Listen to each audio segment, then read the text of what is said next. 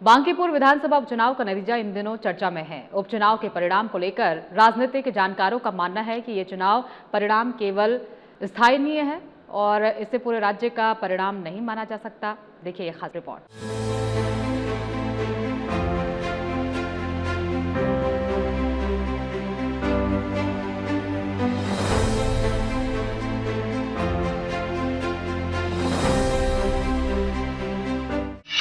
उपचुनाव से तय नहीं होता राज्य का जनादेश, स्थानीय मुद्दों पर होता है उपचुनाव का फैसला।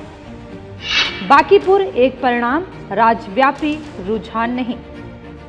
बांकीपुर में मतदान रहा केवल 34.24%।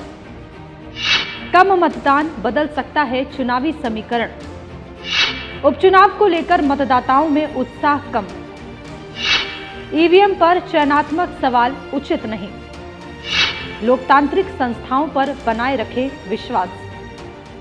बांकीपुर विधानसभा उपचुनाव के परिणामों को पूरे बिहार की राजनीति का संकेत मानना जल्दबाजी होगी। उपचुनाव मूलतः किसी एक विधानसभा क्षेत्र के लिए विधायक चुनने की प्रक्रिया है, न कि राज्य सरकार चुनने की प्रक्रिया है। ऐसे चुनावों में मतदाता अक्सर स्थानीय मुद्दों, उम्मीदवार की छवि और क्षेत्रीय समीकरणों के आधार पर फैसला लेते हैं। इसलिए उपचुनावों के नतीजों को सीधे राज्यव्यापी जनमत से जोड़ना उचित नहीं माना जाता है। भारतीय राजनीति में इसके कई उदाहरण मौजूद हैं। आपको बता दें कि साल 2018 में उत्तर प्रदेश के गोरखपुर और फूलपुर लोकसभा उपचुनावों में भारतीय जनता पार्टी को समाजवादी पार्टी के हाथों हार का सामना करना पड़ा। उस समय इन परिणामों को बीजेपी के खिलाफ बड़े राजनीतिक संकेत के रूप में देखा गया, लेकिन इसके बाद साल 2019 के लोकसभा चुनाव और 2022 के उत्तर प्रदेश विधानसभा चुनाव में बीजेपी ने प्रभावशाली जीत दर्ज की।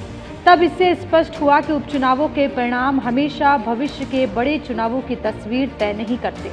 इतना ही नहीं, महाराष्ट्र का उदाहरण भी यही संदेश देता है। साल 2023 में कस्बा पेठ विधानसभा उपचुनाव में बीजेपी अपनी परंपरागत मजबूत सीट हार गई थी, लेकिन 2024 के महाराष्ट्र विधानसभा चुनाव में बीजेपी ने ये सीट फिर से जीत ली और बीजेपी के नेतृत्व वाले एनडीए ने 232 सीटों के साथ प्रचंड बहुमत हासिल किया। यानी उपचुनाव का परिणाम बाद के आम चुनावों की दिशा का निश्चित संकेत नहीं बना। बांकीपुर उपचुनाव में एक और महत्वपूर्ण तथ्य मतदान प्रतिशत है। इस चुनाव में केवल 34.24% मतदान हुआ, जो सामान्य विधानसभा चुनावों की तुलना में काफी कम है।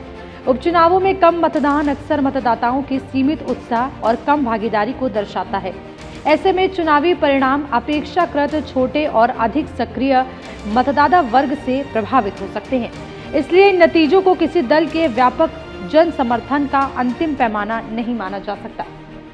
उपचुनाव के बाद एक बार फिर ईवीएम को लेकर सवाल उठाए गए। लोकतांत्रिक व्यवस्था में चुनावी प्रक्रिया पर भरोसा बनाए रखना सभी राजनीतिक दलों की जिम्मेदारी है। यदि किसी पक्ष को किसी प्रकार की आपत्ति हो तो उसके लिए संवैधानिक और कानूनी प्रक्रियाएं उपलब्ध हैं। केवल चुनावी हार या जीत के आधार पर चुनिंदा तरीके से ईवीएम पर सवाल उठाना लोकतांत्रिक संस्थाओं में जनता के विश्वास को प्रभावित कर सकता है।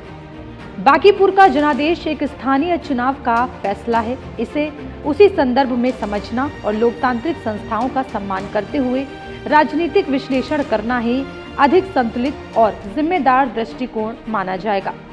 फिलहाल इतना तो साफ है कि बांकीपुर का उपचुनाव स्थानीय राजनीतिक परिस्थितियों का परिणाम है।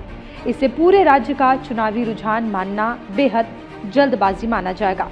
Bureau report.